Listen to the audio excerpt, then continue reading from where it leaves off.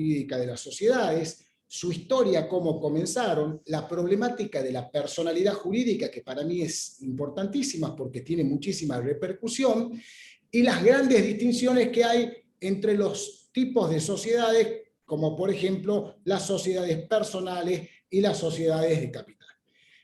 De nuevo, una vez que esa parte, por supuesto, en esa parte también se analiza todas las cuestiones contractuales, todo lo que tenga que ver con la validez, la forma de los contratos, las soluciones que ofrece el ordenamiento jurídico y los estatutos a los problemas que aparecen, como por ejemplo cuando hay contratos inválidos, contratos nulos, actividad inválida, actividad nula, actividad contraria a derecho.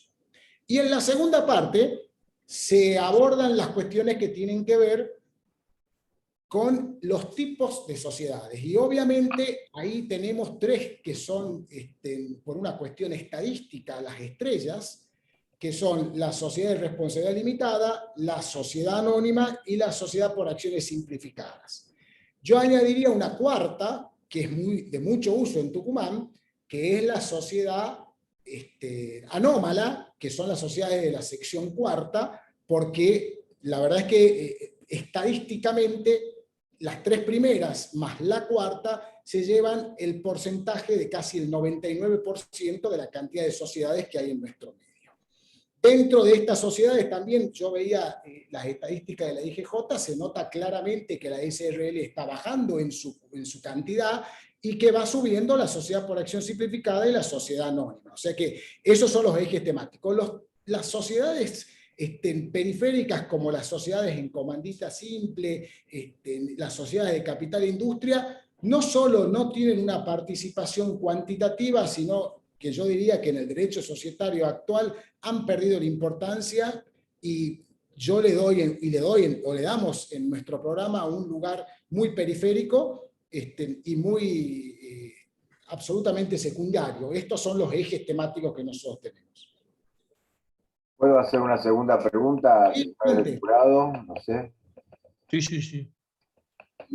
¿Qué me dice de los temas nuevos en materia de sociedades? ¿Cuáles son los temas que han aparecido en estos últimos 20 años, con la globalización, bueno, con todas las modificaciones del mundo, la posmodernidad, los cambios financieros? ¿Cuáles usted, si los tiene, si los va a enseñar, o cuáles serían para usted los temas? Le doy uno como ejemplo para ver si salen otros, ¿no? Supongamos las sociedades benéficas, ¿no?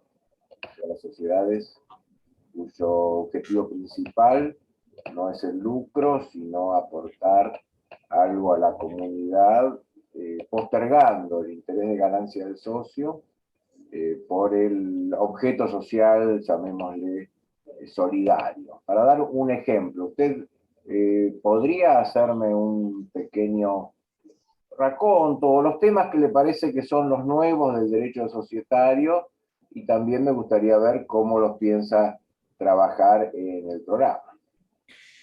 Bueno, nosotros hemos identificado varios tipos societarios y cuestiones o problemáticas societarias nuevas y ya están incorporadas en el programa. A ver, el pacto de sindicación de acciones y el protocolo de familia como dos especies de los pactos entre socios es un tema relativamente moderno, sin una adecuada legislación y que por lo tanto merece su estudio y está incorporado en nuestro programa. También hemos incorporado temas que tienen que ver con las reglas de buen gobierno corporativo. Nosotros tenemos un mercado de capitales subdesarrollado, pero en cualquier momento puede ocurrir que se modifique esa situación y que Argentina vaya hacia un mercado de capitales un poquito más efectivo, pero aún sin ese mercado de capitales, yo creo que todas las cuestiones vinculadas a las reglas de buen gobierno corporativo, que si bien nacen en las sociedades cotizantes, son también extensibles a las otras sociedades como un decálogo de comportamientos y conducta de los administradores societarios. También tenemos como tema nuevo las cuestiones vinculadas con la responsabilidad de los administradores societarios, nuevo entre comillas, porque si bien es un tema remanido, es un tema en donde hay todavía ciertas deficiencias en la legislación que conducen a que haya muchas cuestiones o muchas dudas, y muchas veces ocurre que hay un proceso de decadencia en cuanto al interés de los operadores jurídicos de participar activamente de las sociedades, justamente por las consecuencias y las responsabilidades que lleva o que conlleva ser administradores societarios. También hemos puesto énfasis en los contratos de colaboración empresaria. Se puede decir que tienen un grado de modernidad, aunque ya tienen cierta antigüedad también. Son contratos que se realizan con frecuencia y también lo hemos puesto en nuestro programa. Hay otros temas como, por ejemplo, las sociedades cooperativas, que también en su momento tenían mucha importancia y hoy ha decaído la importancia, pero sigue siendo un tema vigente y se lo sigue enseñando y lo seguimos trabajando en la facultad. Bueno, muchas gracias. Le cedo la palabra a los doctores. Doctor Herrera, si quiere usted hacerle una pregunta. Bueno, sí, yo primero quiero felicitarlo aquí a Martín por su exposición. Yo cuando son los concursos me pongo en el lugar de un alumno y debo decir que he entendido todo lo que ha dicho. Me ha parecido muy clara su exposición, no desde el lugar de un profesor, sino de un alumno. Así que, bueno, lo felicito a Martín porque no ha dejado temas sin tratar. Su exposición ha sido muy amena, ha ido punto por punto, no ha tenido ningún tipo de lagunas, ni repeticiones, ni muletillas, ni nada de esas cosas que una vez critica a los docentes. Yo en la entrevista le quiero preguntar a Martín sobre algún uso de recursos didácticos. Él, obviamente, por ser esto por internet, la ha hecho muy amena, sin ningún tipo de esas cosas que a veces por ahí lo cansan a uno, de PowerPoint ni nada, pero ¿cómo piensa enseñar la materia? Bueno, no tanto enseñar, sino cómo le está enseñando ya, sobre todo porque el año pasado hemos tenido que dictar todo por internet, es decir, el aula virtual, recursos bibliográficos, por ejemplo, ¿tiene bibliografía ya para el nuevo programa? ¿O los chicos tienen que haber varios libros? ¿Cómo sería eso? Casos prácticos, ¿se va a enseñar alguna materia, alguna bolilla que no sea por el método tradicional, con un caso práctico que el chico pueda resolver algún tema societario? ¿Qué nos puede decir sobre eso, doctor Abdala? Bueno, antes que nada, agradecerte, Edgardo, tus palabras y tus consideraciones. Te contesto, este es el primer concurso que yo rindo que no utilizo como punto de partida casos prácticos. Normalmente, en todos los concursos anteriores, yo desarrollaba 4 o 5 casos y hacía el abordaje de la problemática desde el punto de vista dogmático y jurídico a partir de los 4 casos disparadores. En este caso me pareció más conveniente hacerlo de la forma en que lo hice, pero para mí la enseñanza del derecho utilizando el método del caso es muy provechosa y es la que yo utilizo en la mayoría, no en todas las clases que dicto en la materia en la facultad. O sea, partir de un problema y a partir de ese problema colocar al alumno en el rol de abogado, en el rol de juez, en el rol de demandante, en el rol de defensor, y hacer una especie de simulacro de cómo resolvería él la problemática que estamos estudiando. Eso no es una idea futura, sino es lo que realmente se hace. Yo siempre utilizo la frase, si vos fueras abogado y va una persona a tu estudio y te pide que hagas un contrato societario, ¿cómo empezarías haciéndolo? Como disparador para explicar y hablar con respecto a las formas del contrato societario. Eso es lo primero. Lo segundo, ese tipo de enseñanza va muy de la mano con una necesaria teatralización y desplazamiento en el aula, que nosotros tenemos las comodidades porque tenemos aulas que son muy propicias para ello, como un aula que es donde da clases en mi comisión, que es un aula en forma de anfiteatro que te permite desplazar y tenés muy buena acústica y lo podés hacer muy bien. Sí. Cuando nosotros en la pandemia comenzamos con esta parálisis del cuadradito de Zoom, las dificultades son enormes y llevar eso a la práctica es muy, muy delicado, con lo cual yo he priorizado la transmisión de los contenidos mínimos y necesarios para poder entender la materia. Ahora volvemos a la presencialidad y volveremos a la modalidad de trabajo acostumbrada, que como digo, insisto, a veces incluso nosotros dentro de la misma aula, sin armar grupos anteriores ni nada, hacemos una suerte de teatralización, hago o propongo una suerte de teatralización en donde le hago una consulta a uno o dos alumnos, contestan otros dos o tres alumnos y un tercer grupo hace las repercusiones. Eso lo hacíamos con frecuencia, creemos que este año que vuelve la presencialidad lo vamos a volver a hacer.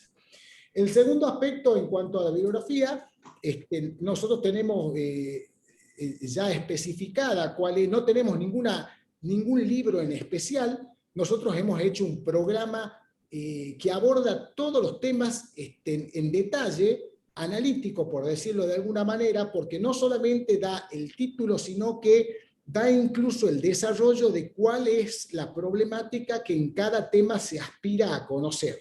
Entonces, yo siempre digo, pueden recurrir a cualquier libro, pero necesariamente van a tener que ver dentro de ese detalle del programa que todos los temas estén comprendidos.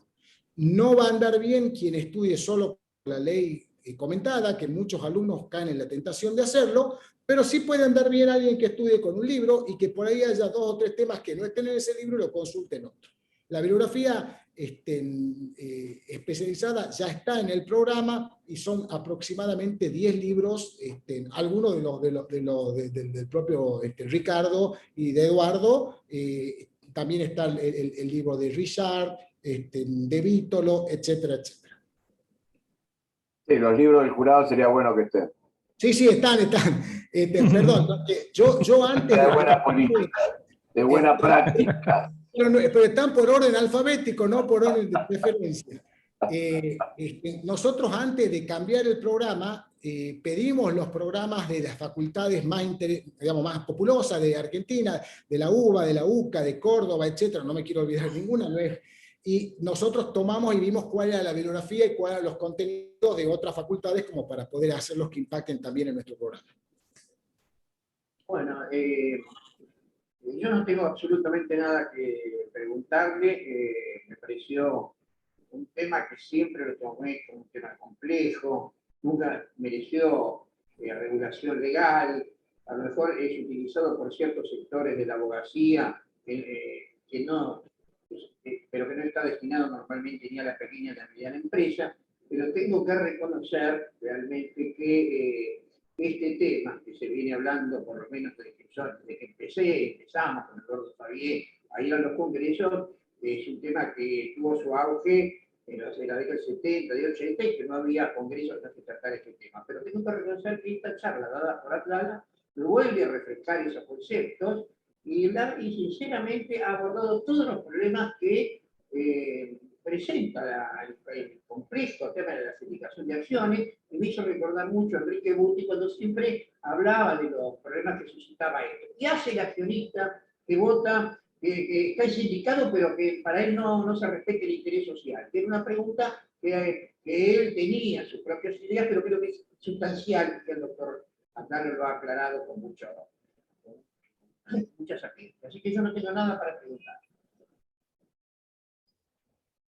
Gracias, Ricardo.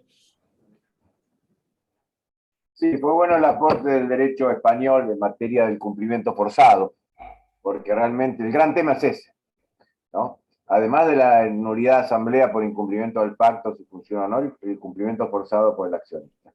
Bueno. A mí ese tema, una perlita, me pareció sumamente interesante. Les cuento que Edgardo López Herrera escribió y mucho con respecto al tema de la prevención del daño, y son temas donde se juntan el derecho societario con la teoría general del incumplimiento y la teoría general de la responsabilidad civil, porque la prevención del daño puede darnos soluciones que son sumamente interesantes con la moderna doctrina procesalista de la tutela anticipatoria. Muy bien. Bueno, sí, Martín. dejamos en libertad al doctor Abdala. Exactamente. Bueno, Exactamente. habiendo terminado tanto la prueba oral como la entrevista, le agradecemos al doctor Abdala y está liberado, ya puede. Bueno, les agradezco mucho, les mando un fuerte abrazo y muchas gracias por su tiempo. Muy bien. Nada, hasta luego, felicitaciones, doctor.